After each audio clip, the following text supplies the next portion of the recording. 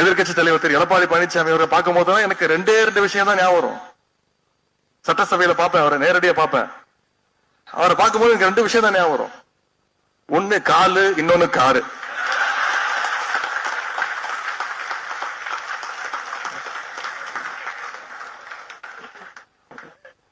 ஒரு கட்சி தலைவர், நம்மளை பொறுத்த வரைக்கும் நிரந்தர தலைவர், இப்படி இன்னொரு கட்சி தலைவர் பாக்குறதுக்கு எந்த ஊர்லயாவது இப்படி ஒரு கூத்து நடக்குமா? 4 கார் மாறி மூஞ்ச மூடிக்கிட்டு,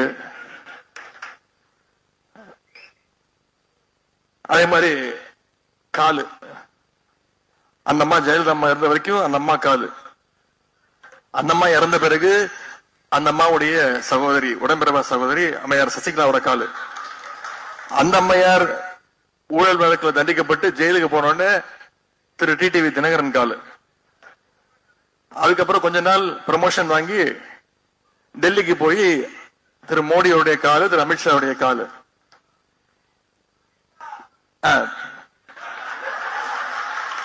அது டி ப்ரமோட், டெல்லியில இருந்து திருப்பி டி ப்ரமோஷன் வாங்கி இங்க திரு ஜெய தீபா அவங்க காலு.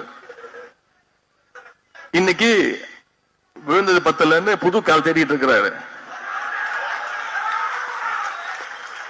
அதிமுக தொண்டர்களை பார்க்கும்போது நமக்கெல்லாம் கொஞ்சம் பாவமா தான் இருக்கு.